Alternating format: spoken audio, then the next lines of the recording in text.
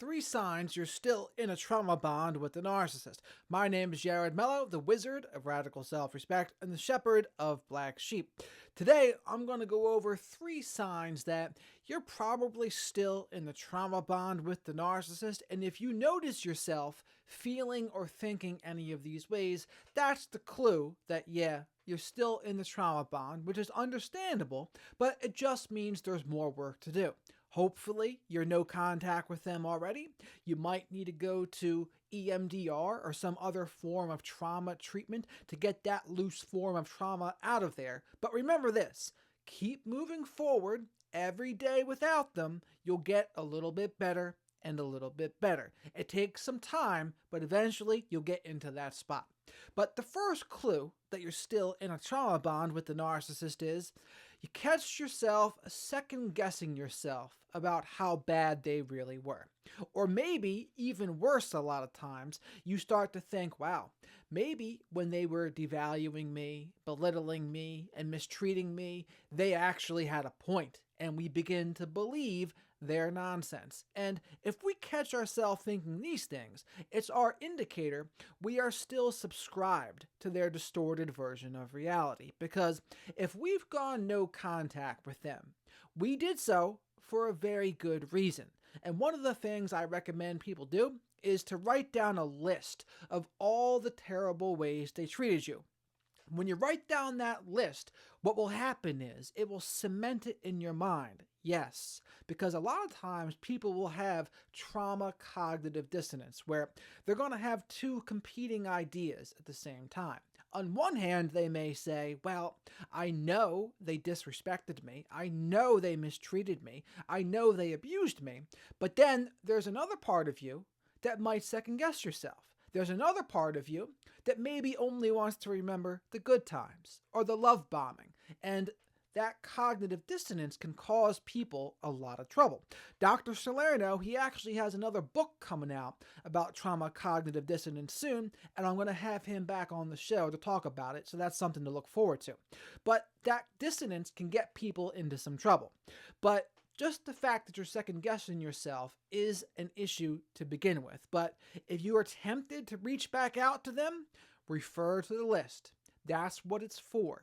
Because when you're getting a little shaky in your faith and you think, well, maybe it wasn't so bad, maybe the narcissist had a point, refer to the list of how badly they treated you, and it will strengthen your resolve. The second clue that you're still in a trauma bond with them is you wish that they could be the same person that they are in public with you behind closed doors. Because behind closed doors, that's where most of the mistreatment and disrespect and nonsense comes out. And especially with the covert narcissist types, in public, completely different person. They might act like a super helpful, generous kind of guy or girl, and if people see this, they think, oh wow, that person's so awesome.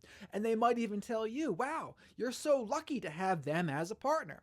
And if you're in this dynamic, you might catch yourself thinking, wow, if only they could be that way at home as well, because the person they are at home, that is who they really are.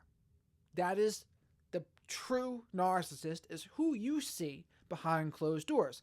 The rest of the world, they don't see that version. They don't get to see the same version that you do, so you have information that they don't even know. And the person they are presenting themselves to be to the world, that is just their mask. That is all it is. It's a mask. It is not who they really are. It is their public persona representative. And to a point, a lot of people can have this to a point. But when it's the narcissist, it is night and day. Because behind closed doors, abuse, addictions, other nonsense comes out, and it's just a total nightmare. So don't get caught up thinking, wow, I wish they would be that way with me, because it's a sign that you still even want them to begin with. The third sign that you're still in a trauma bond with the narcissist is you wish you would have done things differently. You wish that maybe you didn't say something or you did do something. And all of this is with the hopes that, oh, it would have worked out if I just acted differently.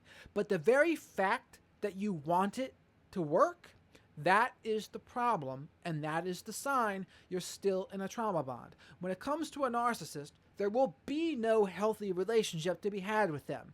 Why? Because they are either unwilling or incapable, and it really doesn't matter which one it is because the result's the same. I think for some people, they are just unwilling. Other times it might be more of just not capable, especially for the severe versions. But again, it doesn't matter.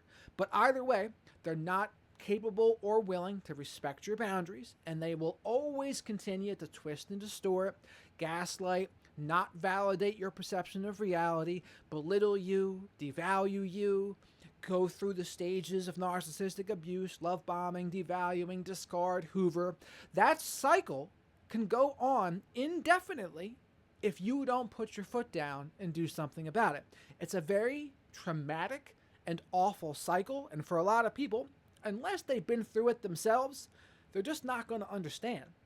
No one's going to understand, really, unless they've been through it too, because seeing the behaviors and the traits in a textbook, that is a different ball game than someone actually seeing the traits and behaviors in real life.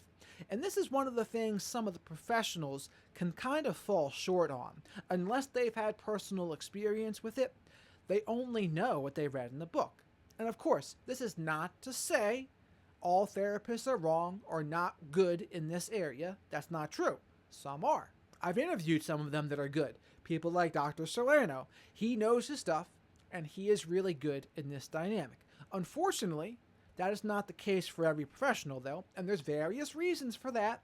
A lot of times it's because they can't even mention the word narcissist, especially about someone that's not in the room.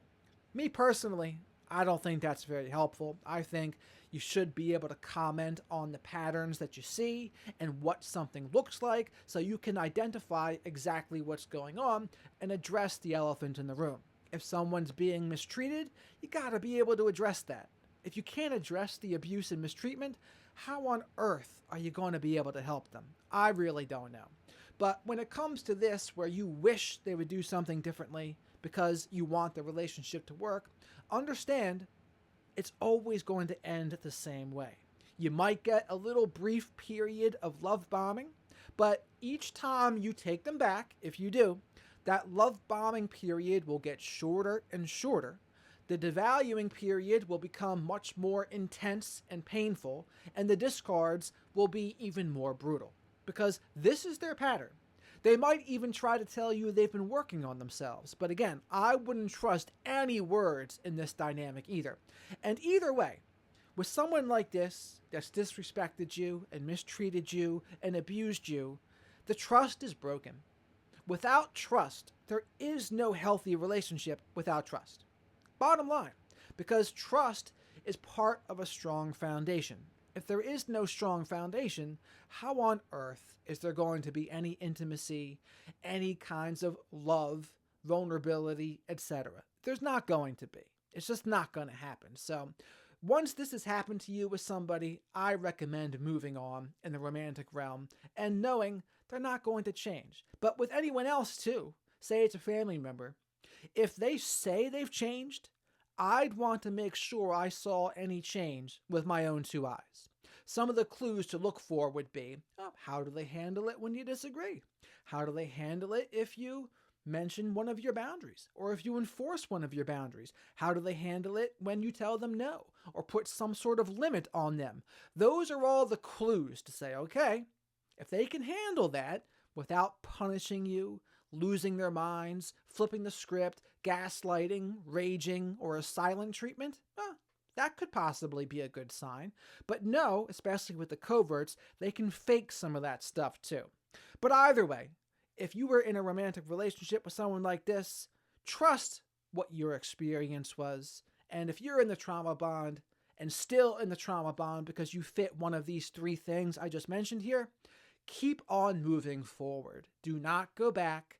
They did not change, but ultimately it is up to us to change and to work on our side of the street, heal the parts of ourselves that were attracted to them to begin with, take a look at the things that we fell short on, and take responsibility for what's on our side of the street.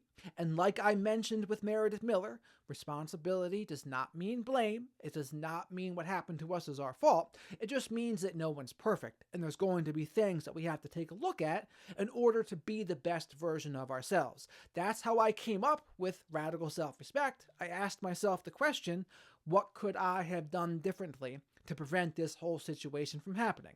The situation I had was with a female covert narcissist. I thought it was going to be someone that I was going to spend the rest of my life with. Instead, I was in for a cycle of narcissistic abuse, and the rug was pulled from underneath my feet. I thought it was going to be one thing, and then I sure was proven wrong. But I said to myself, if I practiced radical self-respect, I wouldn't have even put up with any amount of the BS that I did. I would have gotten out of there, because that's what radical self-respect is for. We cannot practice radical self-respect and put up with a narcissist behavior. And again, if you don't know what a narcissist behavior is like, if you don't know how to identify disrespect and abusive behaviors, you can get tricked. You can get tricked and duped because they can be really convincing. And it's like the frog in the boiling pot analogy of abuse. It doesn't start off super bad, but slowly but surely the temperature gets turned up and that frog gets cooked. And that's what happens sometimes when someone's with a narcissistic person or some other kind of abuser. You don't realize what's happening, and then before you know it, it's out of control and horrible. But that's part of the healing process too. Learning to identify narcissistic behaviors, learning to identify what abuse looks like so that the second that we see it and the second that we see someone disrespecting ourselves, we're very aware of what's going on. We can see it. Okay, we see that you're disrespecting us. Now it's our responsibility to do something about it. We have to take action, whether it's enforce a boundary or simply walk away from the relationship. But that's on us at that point. And all of this is part of the healing process. It's not going to happen overnight.